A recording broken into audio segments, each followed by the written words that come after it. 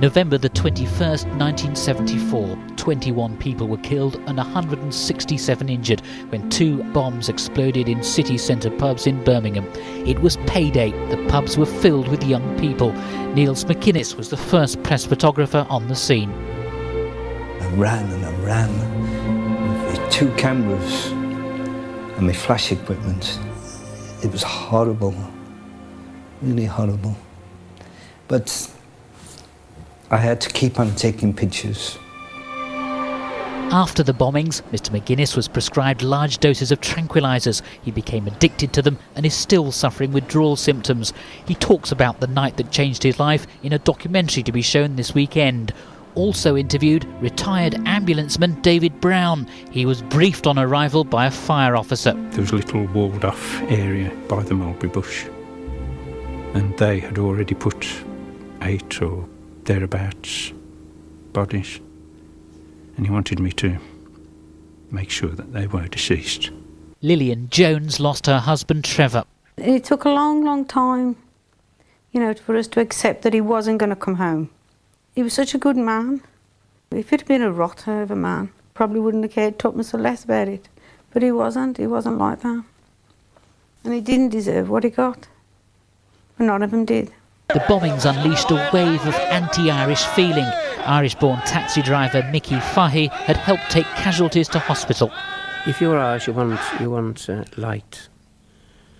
The people didn't want to know about you. They didn't want to travel with you. Despite such prejudice and the appalling scenes he witnessed, a retired fireman recalls with pride how the emergency services, indeed the whole community, seemed to pull together. The taxi drivers, the ambulance people, the people in the burns unit, every single person in the emergency service, I thought it was brilliant that night. The night the bombs went off is on Sunday night at 6:15 on Carlton.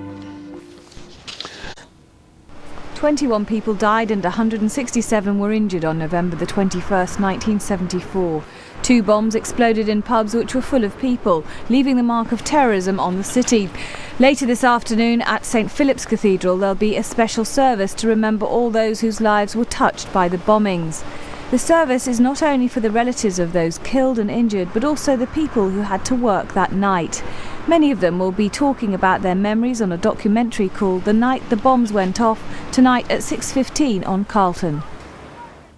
Lives were affected.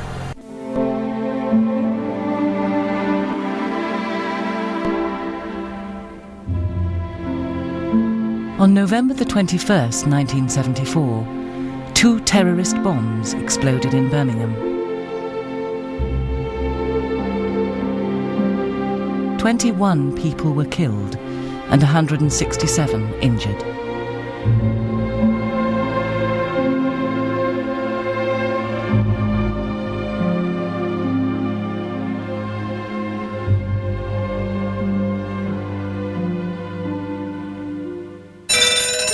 This happened at the height of the Troubles in Northern Ireland and IRA attacks on mainland Britain.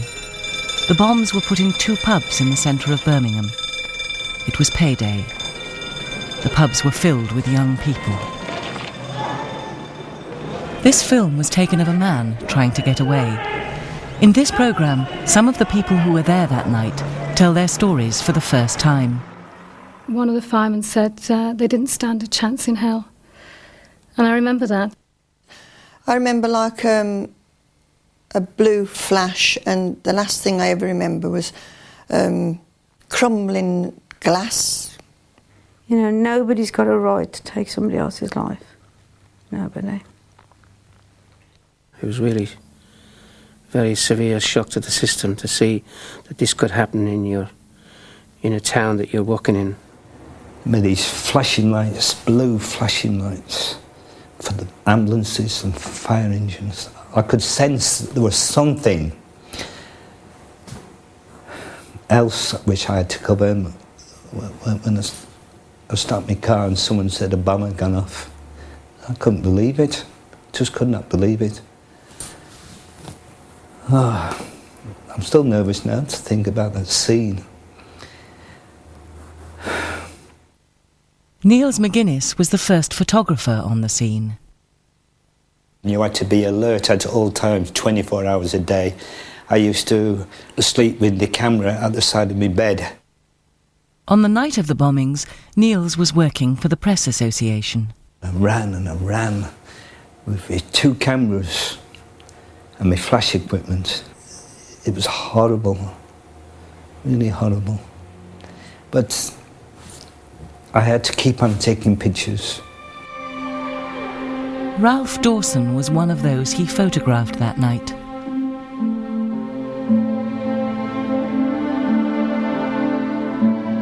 Just going down into a cellar, total darkness, lots of dust, and you couldn't hear a thing.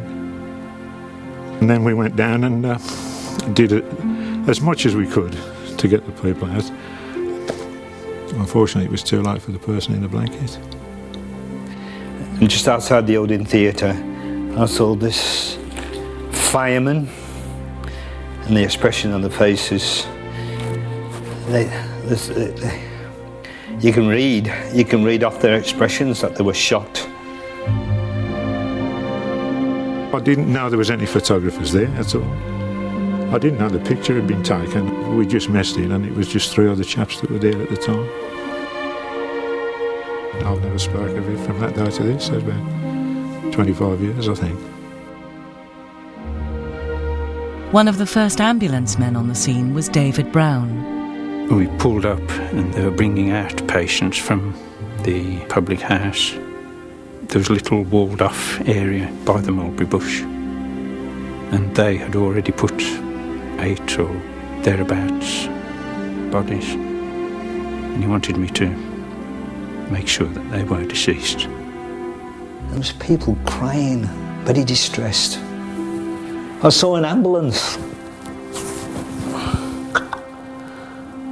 And there was an injured man, looked like his eyes, he lost his eyesight, and a woman caring for him. I went inside the ambulance. I don't know why, but I had to take up more and more pictures.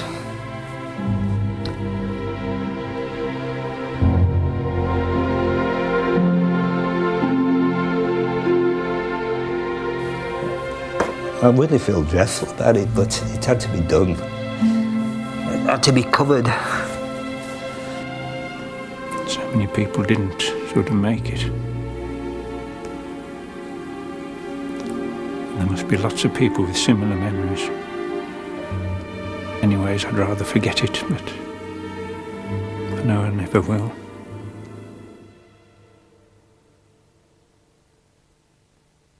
I was 33 when he died, so was he. And he was a great family man, you know, he was just an ordinary man. Trevor Thrupp was a railway guard, and he'd got an extra shift that evening. He just popped into the pub. That morning, he'd said goodbye to his family and gone off to work. We were such a happy couple at that morning, and well, we were always pretty happy. I mean, it was a bit cheeky really in the morning because the children had gone to school and I was going to work, and he asked me to go back upstairs, back to bed, come back to bed, and I said no, I'm going to work, and I went to work. I always regretted that I didn't stay, that I didn't take the day off work and stay at home with him, but that's neither here nor there, is it? You know, you can't change things like that. Irene Nash was in the pub with her husband Peter when the bomb went off. Their lives were to change forever. We decided to nip into town, Christmas shopping. And I said, well, we'll just nip down here for a quick drink then. And that was it. We was down in the tavern in town having this quick drink, and was the nearest person that night to the jukebox, which apparently got blown into the street through those 2 walls. I was knocked out and didn't realise what had happened, but when I came round, my husband says to me, keep quiet, keep down, there's a bomb gone off, I think. And everywhere was totally black. There was a plank of wood leading up into the street. We could see daylight up into the street where people were helping the injured out.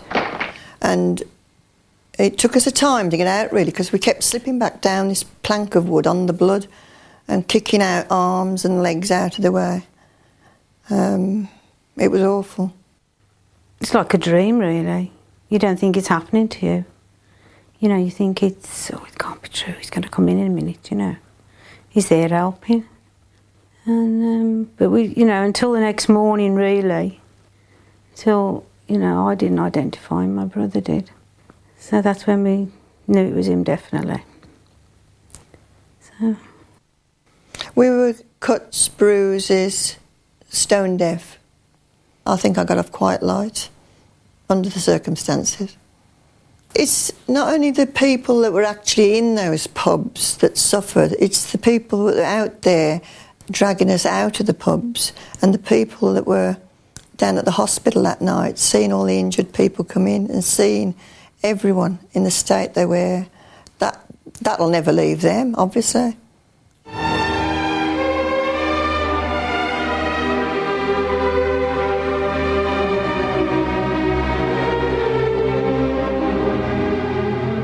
One of the policemen there was Steve Easthope. I was moved to New Street to close the road to prevent anything other than emergency vehicles entering the city. Then I, along with other officers, we were sent into the tavern in the town to bring out the bodies. They used us as the stretcher bearers. My wife and my baby were foremost in my mind most of the night, especially as the news was coming out of the age of the casualties from the two pubs involved. They were kids, they'd had no life, they'd done nothing wrong, and then suddenly their lives had been taken from them. I could feel the hairs on the back of my neck sort of starting to rise. I just felt as though I couldn't do anything sort of in a steady fashion. It was just fear. One of the Salvation Army volunteers that night was just 17 herself. Well, I was a songster in the Salvation Army, and we suddenly heard on a news flash on the radio that there'd been a bomb explosion in Birmingham. So Mum and I decided to go straight away. We didn't hesitate. We just put my hair in a ponytail, put my bonnet on, put my boots on and Mac, and off we went. Mobile was parked, and then we carried the urns to where we were needed. It's, you know, a town that's so noisy, you know, it's a town, and it was this eerie silence and just all this rubble on the floor. It was pretty horrific. I was numb, I think. It was like on automatic pilot. It was. I think I remember at the time the shock on the faces of the people who were, you know, dealing with the problem more than we were. We were just there to give a little bit of warmth and comfort, not to. We didn't see anything, but people who had witnessed and who'd been into the pubs were in a real state of shock. They'd had their soul taken away. They were doing the job because they had to, but the normal enthusiasm with which the services went about their work just wasn't there. It was, the urgency was there, but the enthusiasm wasn't. It was. I think everybody was just absolutely shell-shocked. They couldn't believe this had happened to us. I try not to think about it, but it is something that I shall never forget. I can remember snippets of conversation, things about the horror, the carnage, and one particular thing remains in my mind was one of the firemen said they didn't stand a chance in hell. And I remember that. They're saying he mentioned how steep the stairs were and how narrow the emergency exit, you know, the exit was only one exit, in fact. Only one way out, and they didn't stand a chance in hell. And I can always remember that. It made me grow up that night. It made me grow up to face problems. I didn't realise how bad people can be destructive. The loss of human life. On the night of the bombing, Bob Wilson's fun fairs were setting up children's rides, ready for a Christmas grotto. People were coming out of the pub. We went into the first entranceway, but it was sort of all smashed down. You couldn't really get in there, but people were coming out of there. You could help, but you couldn't do enough for those people. You know, nobody could have done enough for them. There's some terrible sights. It all went very quiet, and then it went mad then. Somebody came, I don't know who it was, and said, "Get out." We found something else. We run down the stairs. We had a vehicle parked underneath the ramp, a Triumph. Jumped in it. There's no keys in it. Got out, a bit lively. Willie came past in the motor and he said, "Get on here." As he's looking, somebody on the top shouts, "Oh, it's the bombers." So I said, "Well, get on the top, get out of here. We're not going to argue. This is not the place to be."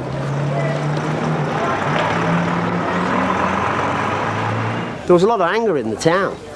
You know, when people said, "There's the bombers." Yeah, I think, you know, I think personally, it's been very sad, but we could have been kicked to pieces. It was not a very nice incident.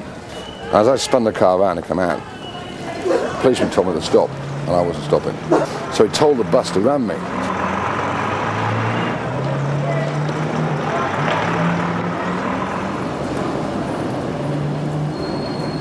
We drove back with him, sort of back home, sort of 3 miles. He was on the top of the car.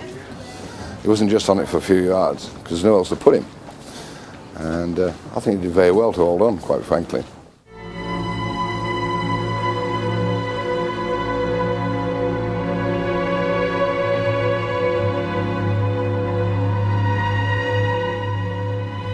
When I first got there was an ambulance there, and then after that it was a procession of black taxi cabs. They were just pulling up one after another, and they were putting people, wasn't so badly injured, into the taxi cab, gone. The next taxi cab, gone. The next taxi, and they were just absolutely. It takes the worst to bring out the best in people.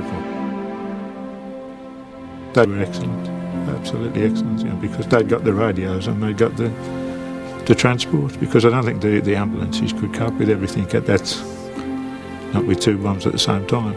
We were putting them in. We were sort of helping them in. You get 2 or 3 in, and if they were in a bad way, you just took them off straight to the hospital and left them there and come back to see if there was any more.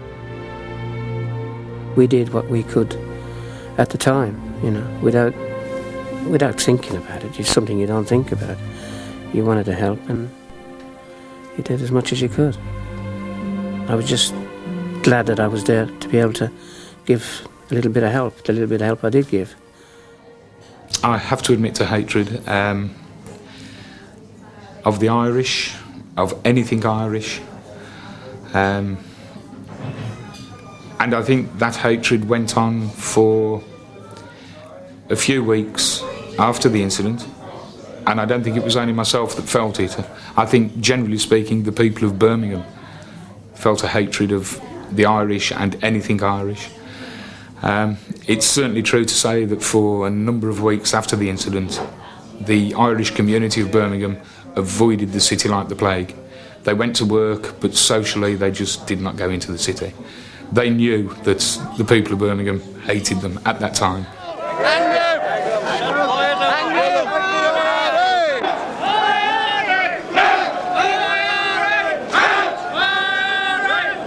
There's a big Irish community in Birmingham, and a very good Irish community. And I've got a lot of Irish friends, and it was very sad that it happened to those people, because it was just very, very sad, because they were persecuted afterwards. And, you know, it was something that should never have happened. I wouldn't drink Guinness. It was just anything that was associated with the Irish, I didn't want to know. Just total hatred. Fortunately, common sense over time prevails and these feelings mellow. But at the time, and for a couple of weeks afterwards, yeah, I just hated anything Irish. If you were Irish, you weren't liked. The people didn't want to know about you. They didn't want to travel with you. I have had situations myself where people have refused to travel with me. At one time, I contemplated coming out of the kept right all together.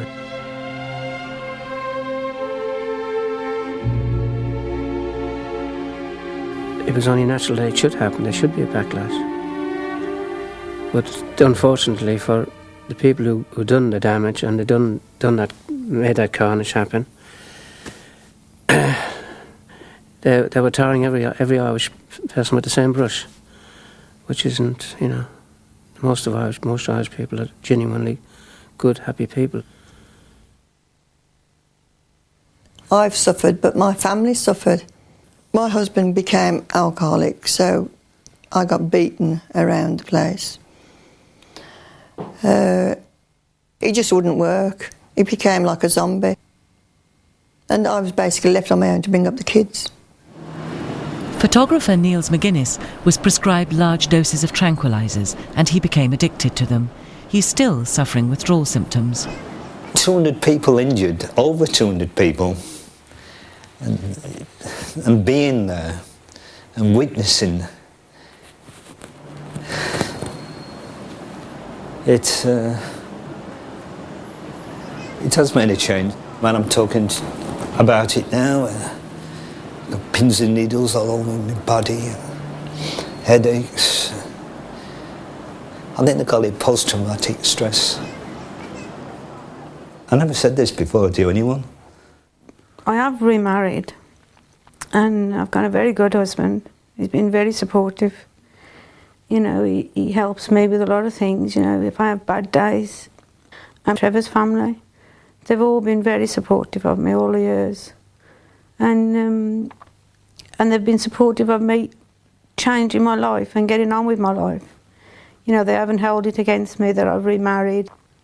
And it took a long, long time, you know, for us to accept that he wasn't going to come home, you know, but because, you know, he was such a good man, you know, if it had been a rotter of a man, probably he wouldn't now, probably wouldn't have cared tuppence or less about it, but he wasn't like that, and he didn't deserve what he got, but none of them did. They weren't soldiers and people like that, they were just normal Blue supporters and Villa supporters. And people like that had just gone out for a top that night. But what will always stop with you is the waste. It's a total, utter waste of young life, dismembered young bodies, boys and girls. And a lot of these people weren't even 18 or 17 or 16 years of age. And pulling them out, and pieces missing. For what? For what? For nothing. I think we left about 3 o'clock in the morning. Went to bed and got up the next day and went to school as normal. It was nothing out of the ordinary not to go to school. It wasn't a valid excuse not to go to school. We spoke about it, we spoke about the horror, but I didn't say that, you know, I'd been there and I'd done this. I mean, I think everybody was in a state of shock. I think disbelief at first, and then a few days after, you know, when the full horror sunk in, I was very angry. Very, very angry. And I will never go into a cellar bar, a pub or a restaurant that's downstairs. Never. Never. There's no logical explanation for it at all, but never. I don't really want to go in any pubs at all, but especially in the centre of Birmingham. I'm more calm now than I was. I managed to walk through the streets of Birmingham without a fear of more horrific explosions. I walk past the Rotunda, I look up at Rotunda and I think, and I have flashbacks. They don't affect me as such, but I do reflect quite a lot. I really do. What happened on that night. Time's the biggest healer, they say. You've got to put it behind you and sort of carry on now. That's it, but obviously it's a thing you'll never forget. That's there and it'll be with me for my life now, and probably with my kids for their lives too, for what they went through. We talk a lot, you know, about his stupid ways and his laughter. He had a hell of a laugh, you know, and we keep him going. We keep him going. Oh yeah, okay.